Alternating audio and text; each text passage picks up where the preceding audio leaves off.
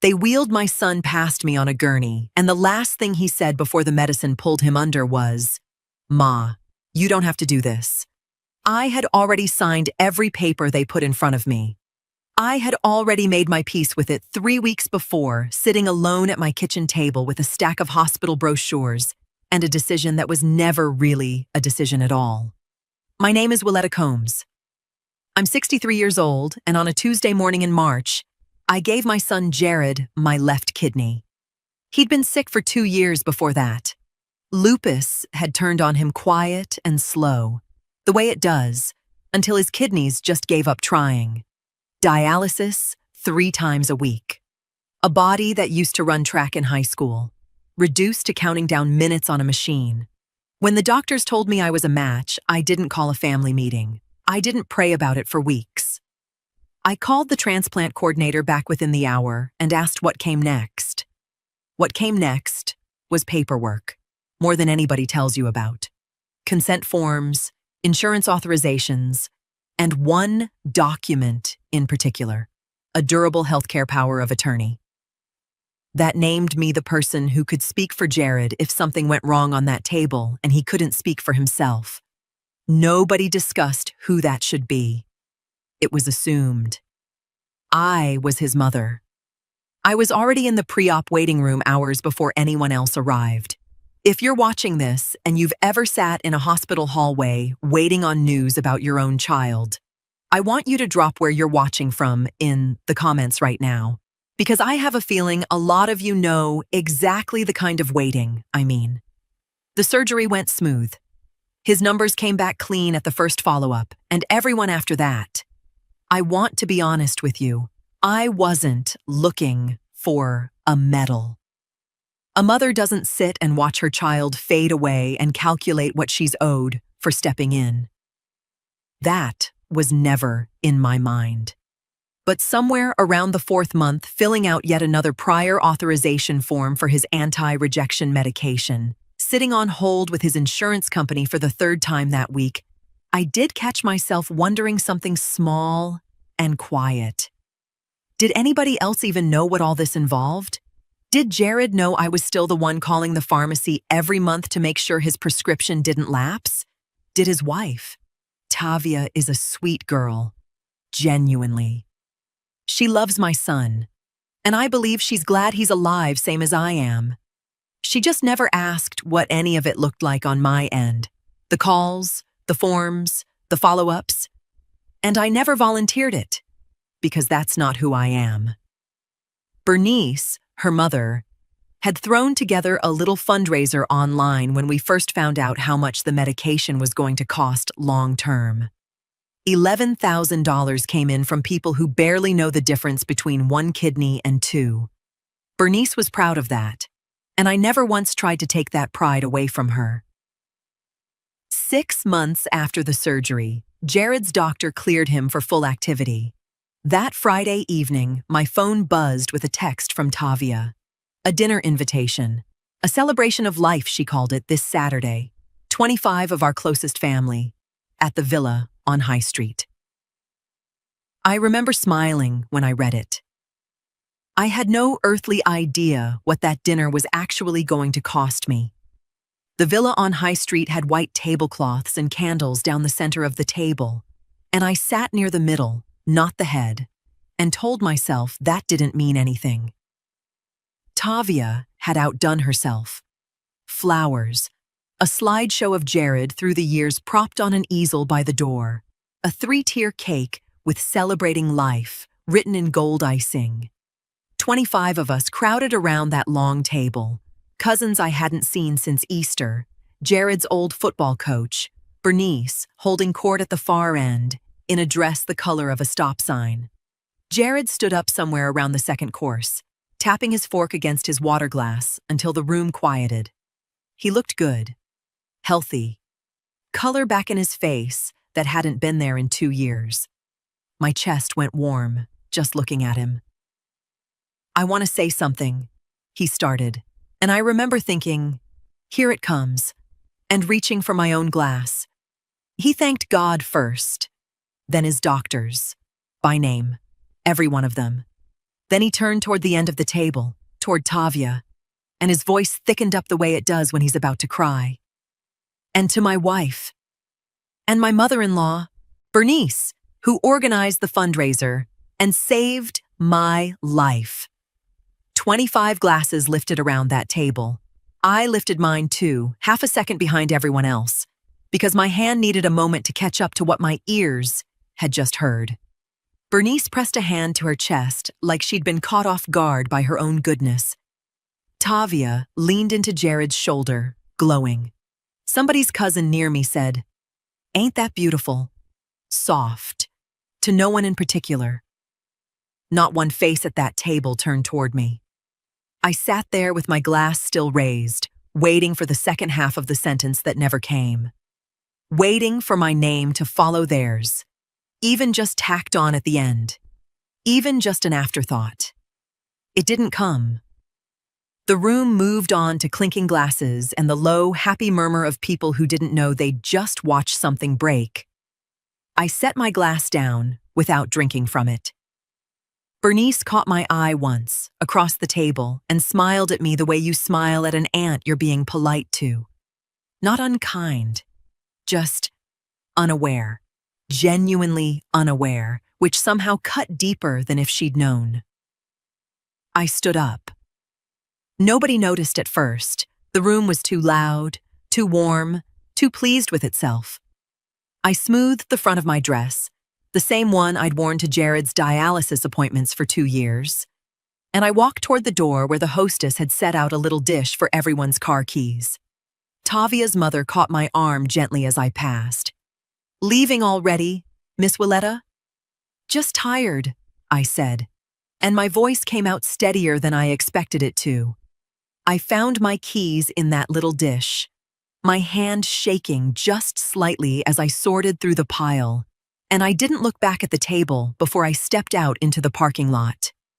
The night air hit my face and I let the tears come. Then, finally, where no one could see them fall. I sat in my car for a long moment before I turned the key, my hands gripping the wheel tighter than they needed to. 25 relatives back in that room, still celebrating a truth that wasn't true. My son's voice still echoing in my ears. My wife, my mother-in-law, saved my life, like the 11 hours I spent on an operating table had happened to somebody else's mother. By the time I pulled out onto High Street, my hands had gone still on the wheel, and something in me had gone still right along with them. I already knew, before I got anywhere near my own front door, exactly what I was going to do. I hadn't slept. By 6 that morning, I was already at my kitchen table with the binder open in front of me, the same binder I'd been keeping since the day of Jared's diagnosis, and I was going through it page by page like it was the first time I'd really looked at what was in it. Hospital consent forms, my signature on everyone, the ink faded on the oldest ones from 2 years of being folded and unfolded. The durable power of attorney with my name typed in the box, marked agent. Insurance appeals I'd written and refiled 3 separate times. And tucked in the back, a small spiral notebook nobody had ever seen. A running ledger, in my own handwriting, of every payment I'd made toward the medical loan beyond what the statement required. Numbers going back 6 months. The pen pressed hard enough into some pages that you could feel the indentation on the other side. My robe had slipped off one shoulder and I hadn't bothered fixing it. In the kitchen light, the thin white line of my surgical scar showed just above my collarbone, where the gown had shifted during recovery months back. A scar Jared had seen exactly once, the day they wheeled me out of that operating room, and never once asked about since. I wasn't crying anymore. I was just sorting. The knock came a little after 8. I knew it was Jared before I even opened the door. Some part of a mother always knows her child's knock, even after all these years. Ma.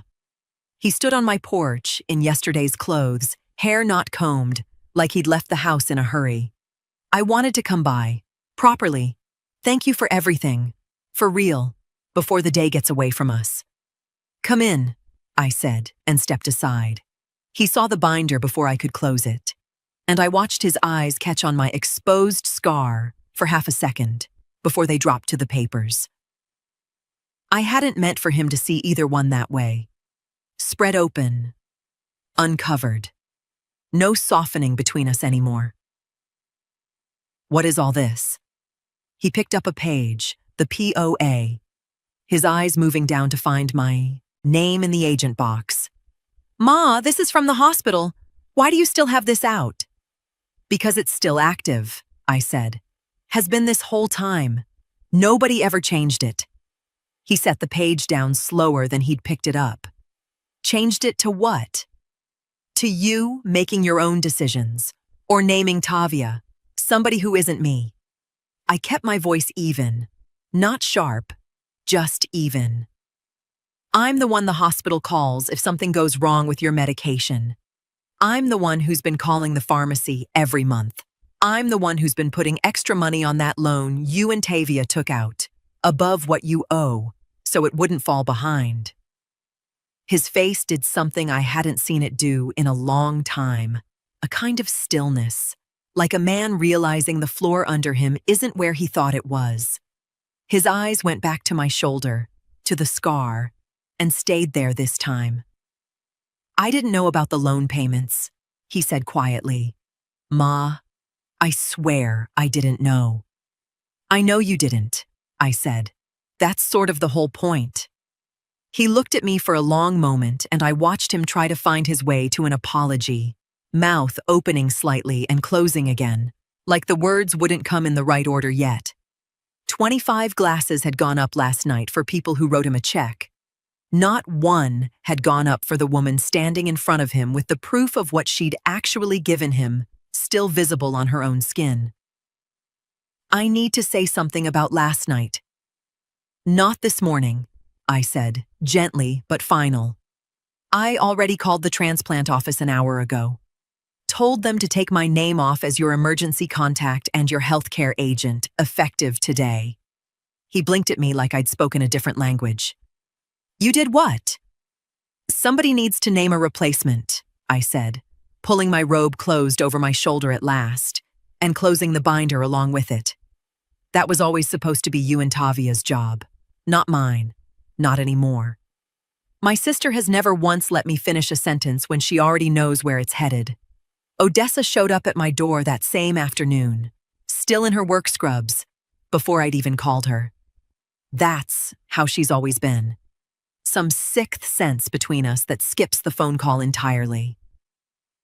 You look like something died, she said, stepping past me into the kitchen without waiting on an invitation. Nothing died. Then why do you look like it did? She pulled out a chair and sat, the way she does when she's not planning on leaving anytime soon. Talk. So I told her. All of it. The toast. The way 25 glasses went up for Tavia and Bernice and not one turned toward me. The drive home with my hands gone still on the wheel. Jared showing up that morning finding the binder spread open on my table. I told it plain. The way I'd tell anybody the weather, because if I let my voice do anything else, I was afraid of where it might go. Odessa didn't interrupt once. She let me get all the way to the end, to me calling the transplant office that morning, before she said a single word. So, let me understand you correctly. She leaned back in the chair, arms crossed. Your son stood up in front of 25 people and thanked a woman who forwarded a GoFundMe link and didn't mention the woman who gave him an organ out of her own body. He didn't mean anything by it, I said. He wasn't trying to hurt me. I didn't ask if he meant to.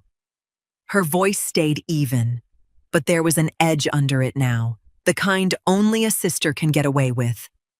I asked you to say out loud what actually happened. I looked down at my hands. What actually happened is I wasn't in the sentence. There it is. She reached over and put her hand flat on the table, not on top of mine, just near it, the way she's always shown comfort, close, not smothering. You don't owe them your body twice, Willetta. You already gave the first time. Nobody gets to keep taking quietly forever just because you're too dignified to say something. I'm not trying to be dignified. I'm trying to not turn into a bitter old woman over a toast. This isn't about a toast. Odessa shook her head slowly. A toast is words. What you're describing is 6 months of you carrying that whole family on your back in the dark, and not one of them even knowing the weight existed. That's not hurt feelings. That's erasure. The words sat heavy in the kitchen between us. I didn't argue with it because some small, tired part of me had been waiting for somebody else to say it first. You already called and took your name off things, Odessa said, watching my face carefully now. That wasn't nothing, Willetta. That was a decision. It was overdue. Maybe. She tilted her head slightly, studying me the way she used to when we were girls, and she could tell I was hiding something. But let me ask you something, and I want you to really think before you answer me. I waited. When Jared stood in your kitchen this morning, looking at that binder, did he understand what he was actually looking at? Or did he just see it? Gerald Whitfield has known me since before Jared was born, back when he was just a young lawyer doing wills for people in our church for next to nothing. He's got gray in his beard now, same as I do in my hair, and an office on Livingston Avenue that still smells like the same peppermint candy he's kept in a dish on his desk for 30 years. Willetta Combs. He stood when I came in, which he always does, an old-fashioned habit I've never told him I appreciate. Been a while. Not by accident, I said, sitting across from him. I need you to look at something. I laid the binder open on his desk. The same one Jared had seen 2 days before, though I didn't tell Gerald that part yet. I pointed to the healthcare power of attorney first. I want to know what it takes to come off this. Properly. Legally. Not just deciding in my own head. Gerald put on his reading glasses and looked it over slow, the way he does everything. This is still active, he said. Nobody's revoked it. Nobody's replaced it. You're still listed as Jared's agent. I know. I want that changed. Can I ask why? Or is it not my business? It's your business if you're going to help me do it right. I folded my hands in my lap. My son stood up in front of 25 people 2 nights ago and thanked everybody in his life for saving him, except the one who actually did it. I've been the one calling his pharmacy, following up on his labs, keeping this whole thing running quiet in the background for 6 months. Nobody asked me to stop. Nobody thanked me to keep going either. I'd like to just not be the one holding it anymore. Gerald was quiet a moment, turning a pen over in his fingers. I want to make sure you understand something before we do anything, Willetta. Not because I think you're wrong. Because I want it clean. Go ahead. The moment Jared became a competent adult again, recovered in his right mind, able to make his own decisions, the responsibility to name his own healthcare agent, to update his own emergency contact, that was never yours to carry. It was always his and Tavia's. You stepping back from this doesn't take anything away from him that he couldn't have handled himself any day these past 6 months, in about 20 minutes at his kitchen table. I let that settle over me like a blanket I didn't know I needed. So I stopped, searching for the word. I'm not doing anything to him. No, Gerald said plainly. You're doing something for yourself, which is different, and it's allowed. There's no law says a mother has to keep being the invisible one holding the paperwork together forever. You can walk away from a role nobody else ever stepped up to fill. And that's not sabotage, Willetta. That's just you stopping. I nodded slowly, feeling something in my chest loosen for the first time since that dinner. Draw it up, I said. The revocation. Today, if you can. Gerald was already reaching for a fresh legal pad. I can have it ready within the hour. He looked up at me over his glasses, something careful in his expression. You understand, this might look intentional to some people, even though it isn't malicious. Let it look like whatever it looks like, I said. I've done nothing wrong here, have I? No, Gerald said simply, setting down his pen. You haven't. Not one thing. I sat down that Sunday evening to do what I probably should have done months ago. Go through every statement, every payment, every dollar that had moved through that medical loan since the day we took it out. I'm not a woman who likes surprises in her own finances.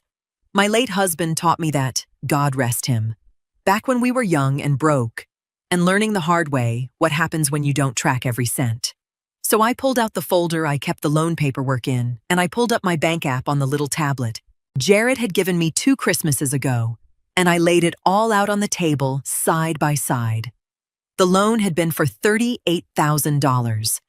That part I remembered clear, because I'd been the one sitting in the financing office at the transplant center when Jared and Tavia signed for it, and I'd co-signed right alongside them without a second thought. Bernice's GoFundMe had raised $11,000. That part I remembered too, because she'd posted the final total on Facebook with 3 exclamation points and a photo of Jared in his hospital bed, giving a thumbs up.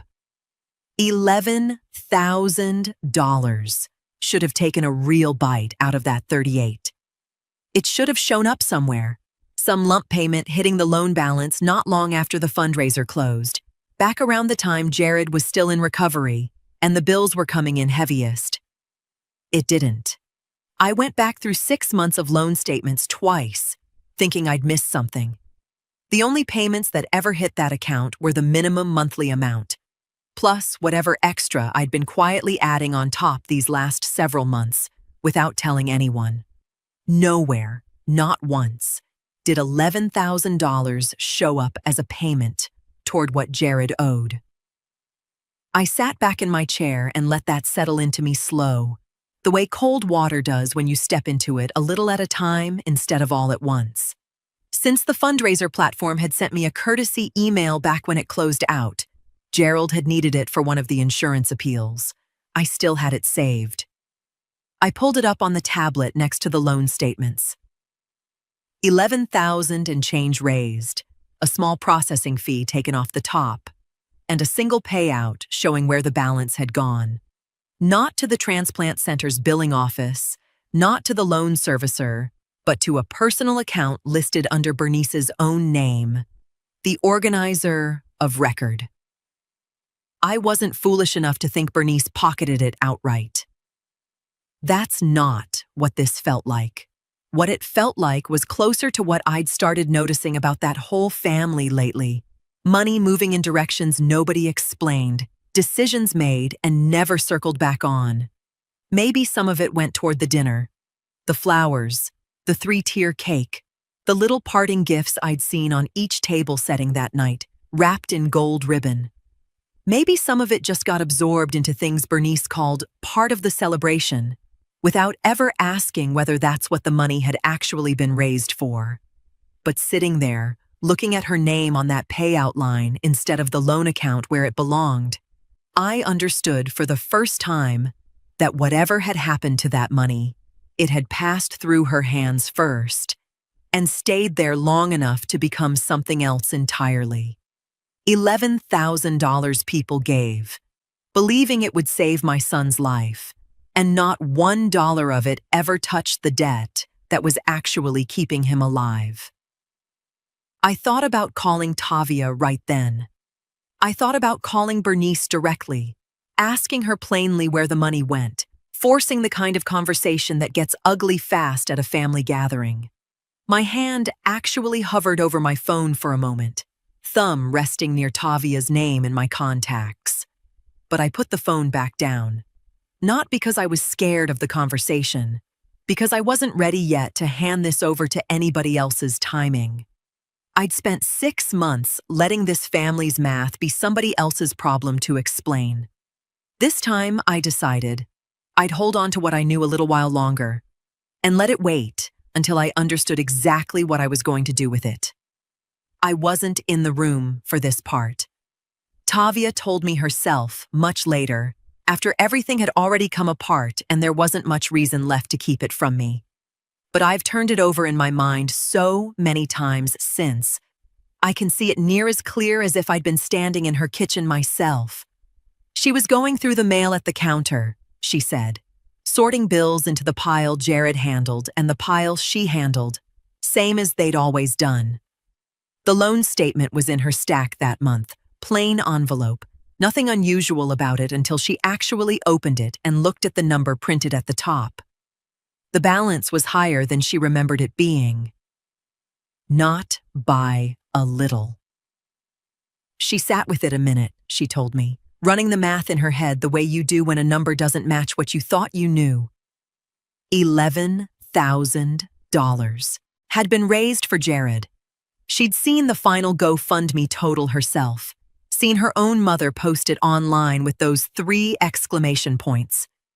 In her mind, that money had gone where money like that is supposed to go, straight at the debt hanging over her husband's recovery. She didn't just sit with the feeling this time, she told me. She pulled out her own laptop right there at the counter and found the old GoFundMe page still live, screenshot the final total with the date it closed. Then she logged into the loan servicer's site herself, something she said she'd never once bothered to do in 6 months. Always trusting Jared, or his mother, had it handled. She pulled up every statement going back to the surgery and lined the dates up next to the fundraiser's closing date, looking for any payment that matched, even loosely, what should have landed. There wasn't one. She called Bernice that same afternoon, she said, more out of confusion than suspicion, just trying to understand. Mama, I'm looking at Jared's loan statement and the number's not what I thought it'd be. Didn't the fundraiser money go toward this? Bernice's answer came quick, Tavia said. Too quick, looking back. Some of it did, baby. There were expenses. You know, putting together everything for that dinner wasn't free, and people worked hard on that celebration for your husband. Which expenses? Mama, I've got the loan statements right here going back to before the fundraiser even ended. I don't see one payment that matches. Tavia, don't start counting pennies over a night. Your husband almost died and lived. That money went where it needed to go. Tavia said she let it drop right there because Bernice's voice had that particular edge to it, the one that meant the conversation was already over whether Tavia agreed or not. She saved the screenshots anyway, she told me, tucked into a folder on her laptop she didn't examine too closely that night, not ready yet to know what she might be building a case toward. But she said the number stayed with her the rest of that day, sat in the back of her mind while she made dinner, while she watched Jared laugh at something on the television like a man who didn't have a single worry left in the world. She thought about calling me. She told me later that thought crossed her mind more than once that week, that maybe I would know something she didn't, since I'd been the one closest to all of it from the very beginning, the forms and the follow-ups, and everything nobody else had ever bothered to track. She didn't know yet what I already knew sitting in my own kitchen with my own bank statements spread out in front of me. She just knew, she said, that something about that number didn't sit right, and that maybe it was time to ask somebody who wasn't her mother. The bank had one of those automated kiosks now, but I still went to the counter and waited for a person, because some things I don't trust to a machine, and money is one of them. The young man behind the counter, Marcus, his name tag said, pulled up the account and turned the screen toward me the way they do, more out of courtesy than necessity. Everything looks good, Mrs. Combs. You've had an automatic transfer set up for the past 6 months. Extra $200 on top of the minimum due each cycle, going toward this medical loan. He glanced up. You want to keep that running, or is there something you'd like to change today? I looked at the screen a moment. 6 months of extra payments, one line after another. All of it quiet. All of it mine. I want to cancel the automatic extra, I said. Just leave it at the minimum from here on. He typed for a moment. You want me to cancel it effective this cycle or after the next one processes? This cycle, I said. Today, if it can be done today. No problem. He clicked a few more things, then looked up again, the way people do when they think they might be missing something. Just so you understand. This'll bring the monthly payment down some, but it'll also mean the balance comes down slower than it has been. You're sure that's what you want? I thought about Jared's face in my kitchen, looking at that binder like he was seeing me for the first time in years. I thought about the toast. 25 glasses lifted toward 2 women who never signed a single form. I'm sure, I said. It was never my loan to begin with. I was just helping it along. Marcus nodded. The way people do when they've heard an answer that isn't really meant for them, and finish the change without asking anything further. I want to be clear about something, because I've turned this over enough times in my own head to know exactly what it was and what it wasn't. I wasn't punishing my son. I wasn't trying to make his life harder or teach him some kind of lesson through his own bank statement. Jared is a grown man. He and Tavia signed for that loan themselves, sat right there at that same financing office table I did, and put their own names on it, same as mine. Whatever they owed each month, they were always capable of paying on their own. I hadn't been keeping them afloat. I'd simply been quietly making the water calmer than it needed to be, without either of them ever knowing there'd been a current at all. All I did that afternoon was stop swimming out ahead of them. I walked out of that bank with my receipt folded into my purse and no particular feeling of triumph, just a kind of settling, the way a house does after a long winter. Small creaks and shifts. Nothing dramatic. Just weight, finding its true resting place again. It was 3 weeks later, on an ordinary Tuesday, when the mail carrier delivered a loan statement to a different address for the first time in 6 months, not mine, but Jared and Tavia's.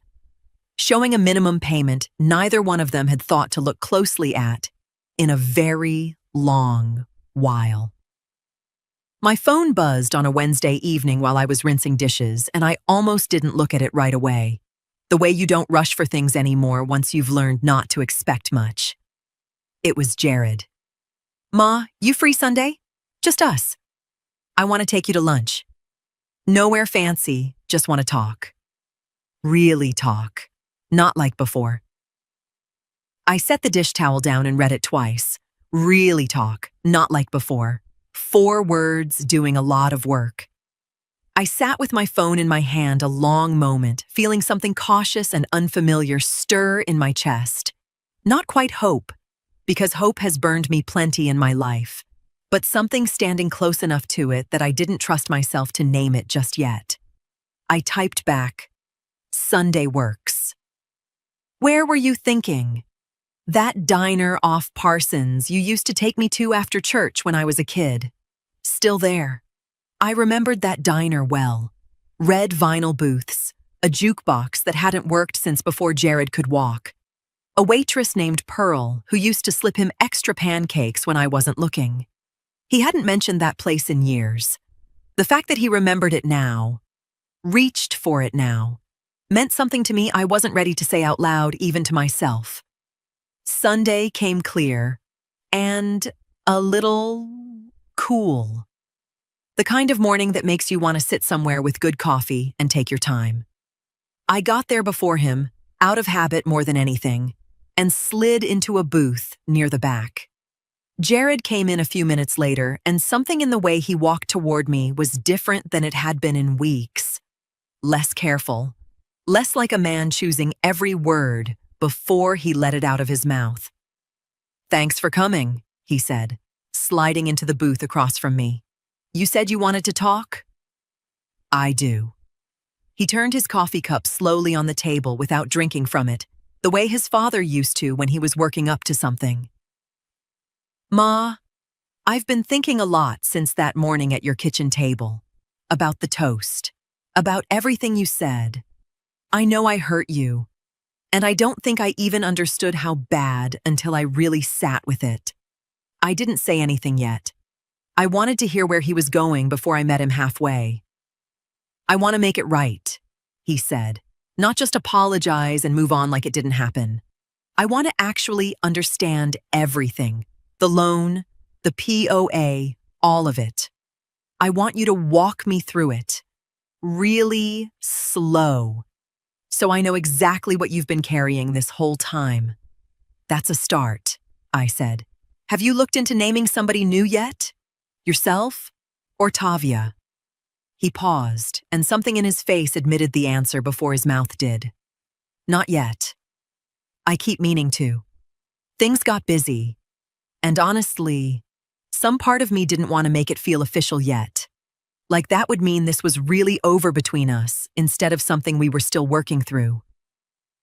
It's a form, Jared. Not a verdict.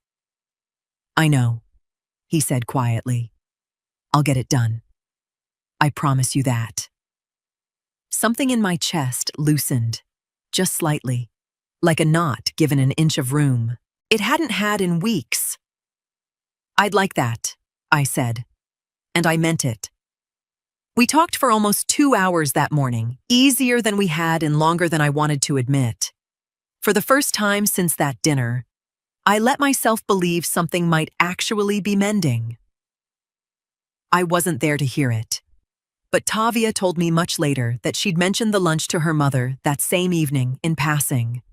The way you mention anything that doesn't seem like it needs weighing first. Jared took his mama to lunch today, she said. Just the two of them. Said they really talked. Bernice, Tavia told me, went quiet on the other end of the phone for a moment before she answered. I didn't hear any of this conversation myself. Jared told me pieces of it weeks later, when there wasn't much left to protect by keeping quiet, and Tavia filled in the rest. But I've sat with it long enough now that I can walk through it like I was standing in the doorway myself. Bernice called Jared the Tuesday after that Sunday lunch, 2 days after Tavia had mentioned it to her in passing. Jared said she opened with something soft, something that sounded like concern before it turned into something else entirely. I heard you took your mother to lunch, she said. That's sweet, baby. How'd she seem to you? Good, Jared told her. Better than I expected, honestly. We talked a long time. I think I finally understand what she's been dealing with. All this time, nobody else was paying attention to. There was a pause on the line, Jared said, just long enough to notice. That's good, baby. I'm glad. A small laugh, warm on the surface. You know, it's funny. My own mother went quiet like that once, years ago, after my daddy passed. Wouldn't say a word about what was really bothering her for the longest time. Then one day, she just came around on her own, once she'd had her time to sit with it. Some women are built that way. Willetta strikes me as one of them. Maybe, Jared said, but I don't want her sitting with it alone anymore. That's kind of the point. Oh, I know. I just remember how my mother used to get when people pushed too hard, too soon, before she was ready. Made her retreat further, if anything. Course, every woman's different. A pause, light as anything. You're a good son for wanting to fix it fast, though. That says a lot about you. Jared told me later that something about the way she said it made sense to him in the moment, twisted just enough to sound like an offhand memory instead of what it actually was. Never a single instruction. Nothing he could point back to afterward and call advice. Just a story that left its own shape in his mind after she'd hung up. So you think I should wait? He asked her. And he told me he wasn't even sure why he'd asked it, only that the words had come out of him on their own. I think you should do whatever feels right to you, baby, Bernice said, I just know rushing never got anybody anywhere with a woman who needs her own time. Jared told me he sat with that phone call a long while after it ended, turning it over.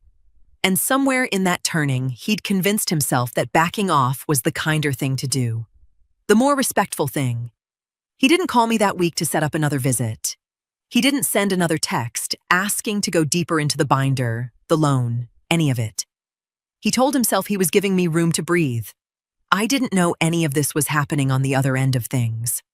All I knew, sitting in my own kitchen that week, was that Sunday had felt like something real, something I'd let myself hope might keep going. I checked my phone more than I want to admit that week. Not out of impatience, just a quiet, hopeful kind of waiting, the kind you don't want to name out loud in case naming it makes the disappointment worse. The call I was waiting for never came. I only learned the details of this conversation afterward, pieced together from what Tavia told me herself. But by then, she'd stopped keeping the timeline from me at all. So I trust what she gave me here.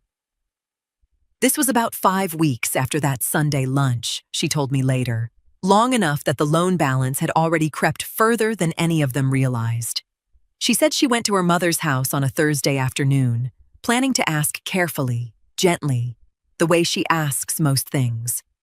She'd brought the actual loan statement with her this time, printed out, numbers circled in pen, along with the GoFundMe payout summary she'd requested from the platform's support line the week before. An itemized record showing the single lump transfer that had gone out once the fundraiser closed. Mama, I need you to walk me through this. All the way through, not just some of it went to expenses. I need actual numbers. She set both documents side by side on the counter. I even called the fundraising site directly. They sent me the payout record. It shows one transfer for the full amount, straight to you. Not to the venue, not to a florist, not to the loan. To you. Bernice was in her kitchen, Tavia said, wiping down a counter that didn't need wiping, the way people do when their hands need something to do besides sit still. Baby, why are you bringing this up again? I already told you. You told me some of it covered the dinner, flowers, the cake. I understand that much. But $11,000, Mama. Even a lavish dinner doesn't eat up $11,000, and I've got the venue's own invoice right here too. It's a third of what you raised. Tavia set the invoice down next to the other 2 papers. Where's the rest of it? Bernice picked up the payout record, studied it a beat too long for someone who supposedly already knew the answer. There were the parting gifts, she said finally. The little gold-wrapped ones on every table setting. Those weren't cheap, Tavia. I wanted it to feel special for Jared. That's maybe $1,000, Mama, not 10. I did the math against the venue invoice before I came here. Bernice set the paper down harder than she needed to. I don't appreciate being interrogated in my own kitchen. I'm not interrogating you. I have 3 documents on this counter that don't match your story, and I'm asking you to explain the difference. Tavia said her voice came out steadier than she expected it to, which surprised her as much as it seemed to surprise her mother. Bernice's story shifted then, Tavia said, right in front of her. First, it was the dinner costs. Then it became administrative fees from the fundraising platform, which Tavia pointed out directly weren't listed anywhere on the payout summary. Then it became something about needing to set some aside in case anything else came up, which nobody had ever asked her to do or agreed to. You're changing the answer every time I show you a new piece of paper, Tavia said quietly. Bernice didn't have a response to that. She just stood there at her counter, arms crossed now, jaw set, the way it gets when she knows she's cornered but isn't ready to admit it out loud. I did what I thought was right, Bernice finally said. I organized that whole thing myself. Nobody else stepped up to do it. Nobody asked you to spend it on things Jared never saw a dollar of, Tavia said. That's not the same as helping. She told me she left her mother's house that afternoon with her hands still shaking on the steering wheel. The 3 documents sitting on the passenger seat beside her. None of Bernice's answers matching a single one of them. And underneath all of it, she said, one thought kept surfacing louder than the rest. If her own mother could shift the truth that easily, standing right in front of documented proof, what exactly had been happening on Willetta's end of things this whole time, quiet and unquestioned, while everyone assumed somebody else was handling it? She said she knew, driving home that evening, that she couldn't keep wondering from a distance anymore. She was going to have to sit down with Willetta herself and hear the rest of it directly, whatever it turned out to be. Tavia came to see me the following Monday, and I knew before she said a word that whatever she'd come to tell me had been sitting heavy on her a while. She sat at my kitchen table, the same table where Jared had found the binder, though I didn't say that out loud, and she told me everything. The statement she'd found in the mail, the phone call with her mother that hadn't sat right, the Thursday afternoon confrontation, the shifting answers, the documents that never matched, the $11,000 that never landed where it was supposed to. I should have asked sooner, she said. I should have asked the day I saw that first number. You're asking now, I told her. That counts for something. I didn't tell her, that day, what I'd already found on my own months earlier, going through my own bank statements on a Sunday evening. Some things I've learned are better carried quietly a little longer than handed over all at once. She had enough sitting on her already. What she didn't know, what none of them knew yet, was how the numbers had already started moving on their own, quiet and steady. In the weeks since I'd stopped adding my extra payment. I checked in with Gerald that same week, mostly out of habit now. The way you check a wound to see if it's healing the way it should. He'd pulled the loan's current standing at my request. Balance is climbing faster than it should, he said, sliding a printout across his desk. Minimum payments alone aren't quite covering the interest accruing each month. Another few cycles like this, it'll be in real trouble. That's their loan to manage now, I said, and I meant it the way Gerald himself had taught me to mean it. Not cruelty, just distance. I didn't know it yet, but somewhere across town that same week, Jared sat through a routine follow-up at the transplant center, the kind he'd had a dozen times before without a second thought. Tavia told me about it after, once there was no more reason to keep anything from me at all. The nurse drawing his blood mentioned, almost in passing, that his creatinine had ticked up slightly from his last visit. Nothing alarming yet, she said. Just something to watch. She made a note to flag it for the coordinator to review before his next appointment. A few days later, when that same coordinator sat down to review the flag, she pulled up Jared's file to check his contact information before scheduling the follow-up. The emergency contact field was empty, not outdated, not an old number that no longer worked, simply blank, the way a form looks when nobody has ever filled it back in since it was cleared. She checked the healthcare agent field next. Same result. Whoever had once held that role had been formally removed months earlier, clean and complete, exactly as requested, and no one had ever come back to name someone new. She made a note in his chart, a reminder to request updated contact information when he came in for his next appointment, and moved on to the rest of her list. Nothing urgent yet. Just a gap somebody would need to close before it became one. Tavia only learned about that note weeks later, buried in Jared's records, easy to miss unless you were looking for it. And by the time either of them noticed it at all, they'd already have far bigger things sitting in front of them. I wasn't there for any of this. And I thank God I wasn't. Because Tavia has only ever told me pieces of that day. And even in pieces, it's hard enough to hold. It started small, she said. A Wednesday evening, 2 days after that blood draw, the nurse had flagged as nothing alarming. Jared came in from work saying he felt off, tired in a heavy, sudden way that didn't feel like ordinary tired. His hands had a slight tremor to them he blamed on too much coffee. By dinner, he said his heart felt like it was skipping, little flutters he tried to laugh off. Tavia said she didn't like the look on his face by the time he sat down at the table. Pale in a way that wasn't right. Confused twice about something she'd just said to him seconds before. She didn't wait on the after-hours line. She called 911 outright, and within minutes there were paramedics in her living room, then an ambulance ride, then the bright, fast-moving chaos of an emergency room that didn't ask a single question about paperwork before they got him back into a bed and hooked to a monitor. His potassium levels had climbed high enough that the ER physician used the word critical out loud, plainly, the way doctors do when there's no more time to soften anything. Hyperkalemia, he called it. His rejecting kidney no longer filtering the way it needed to. His heart rhythm growing dangerously unstable because of it. They started him on emergency treatment within minutes of the diagnosis, the way any hospital has to for something that serious, license or paperwork, or none of it standing in the way of a heart that couldn't wait.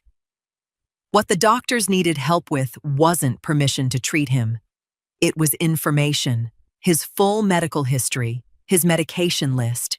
Who else should know he was here? And when the intake nurse asked Tavia who was listed as his emergency contact, and then went to confirm it in his file, she came back a moment later with a small frown. It's showing. Blank, ma'am. No contact listed. No healthcare agent on file. That's unusual for someone with his history. Do you know why that might be?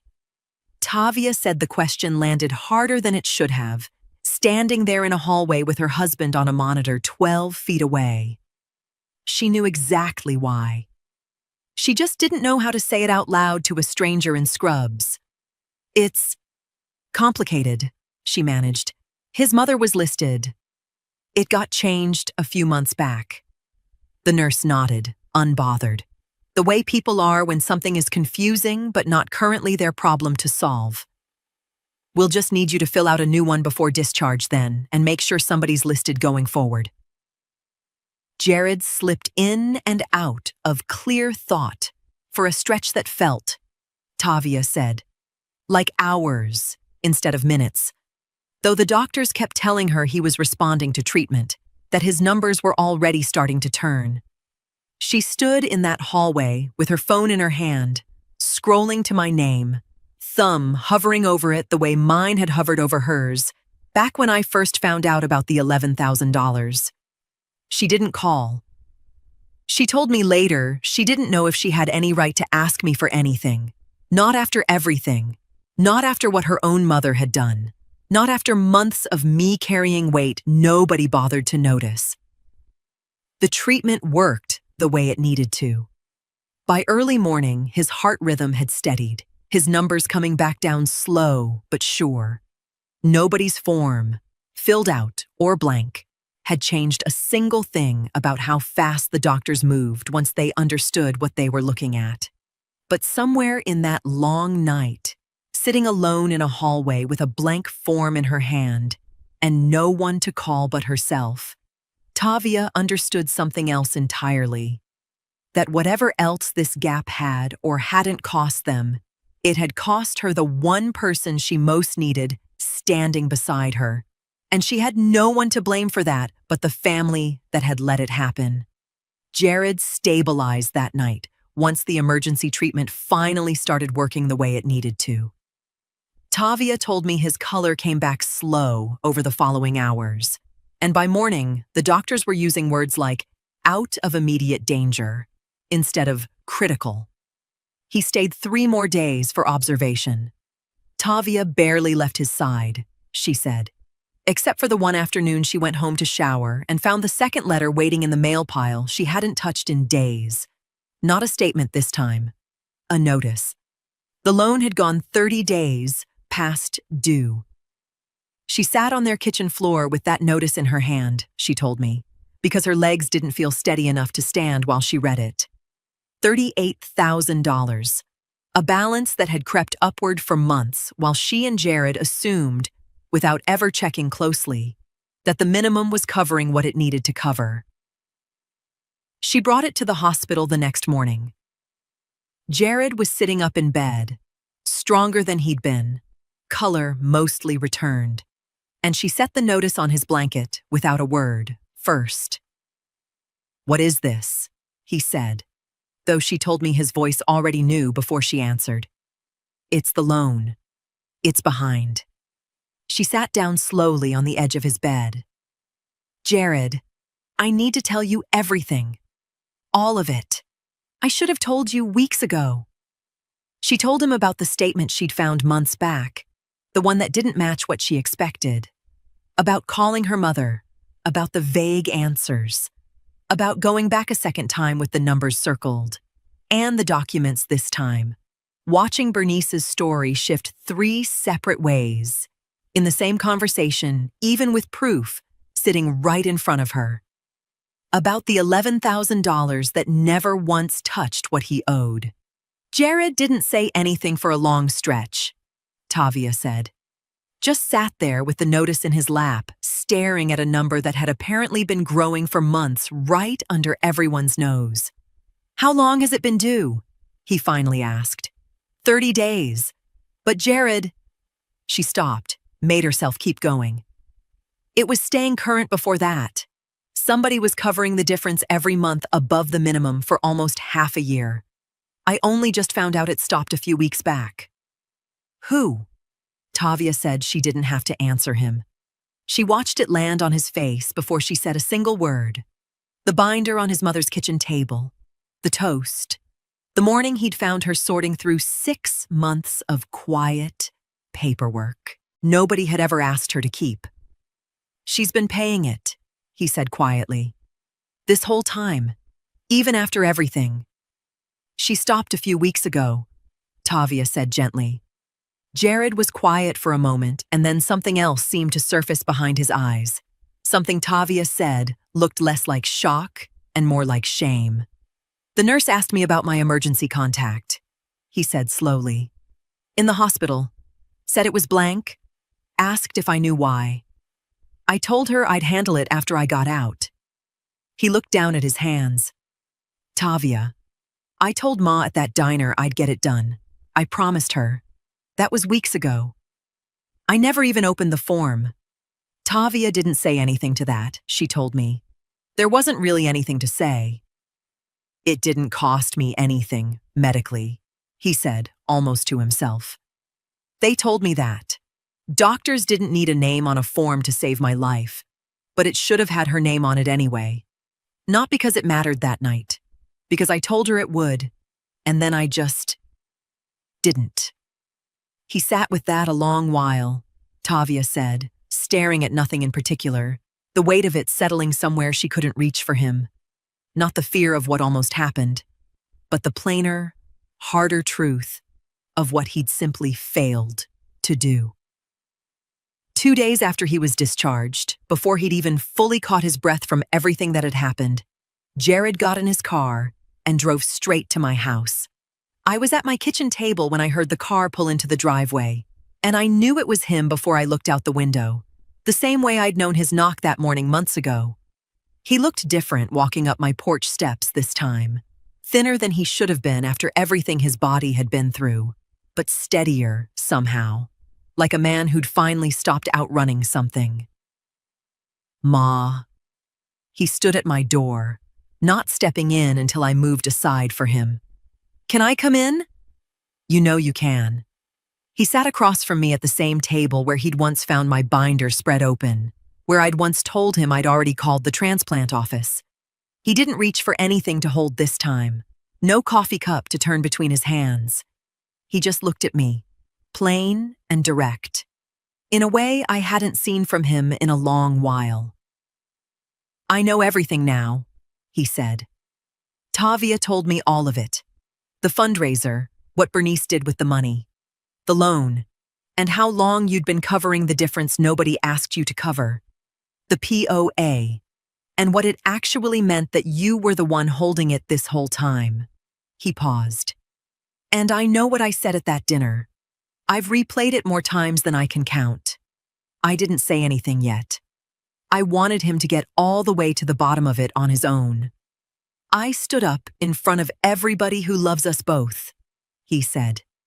And I thanked 2 people for saving my life while the person who actually gave me an organ out of her own body sat right there and watched me do it. I didn't even notice I'd done it until you walked out. That's the part that sits the worst with me, Ma.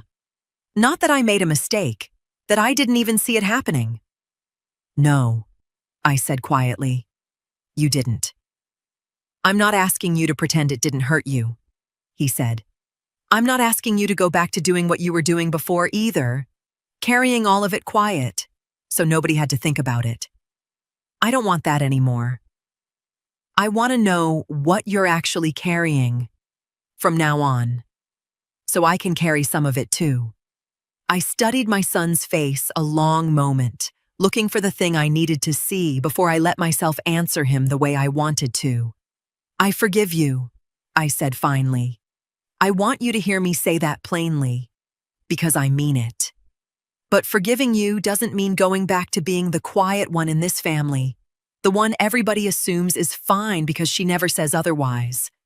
I gave you a kidney because you're my son, and I'd do it again tomorrow without blinking. I'm not giving up being seen too, not anymore. You shouldn't have to choose between those things, he said. No, I agreed. I shouldn't have. But I did once, and I'm not going back. Tavia and I talk more now than we ever did before all this. Real conversations, not the polite kind. Bernice and I exchange pleasantries at family gatherings, same as always, though I notice she's never once said the word sorry outright. Only things that sound close to it if you don't listen too carefully. I've made my peace with that. Not everybody finds their way to owning what they've done, and I've stopped waiting on the ones who won't. I love my son. I'm grateful every single day that he's alive to stand in my kitchen and finally see me. But I am done being the part of the story nobody thought to mention.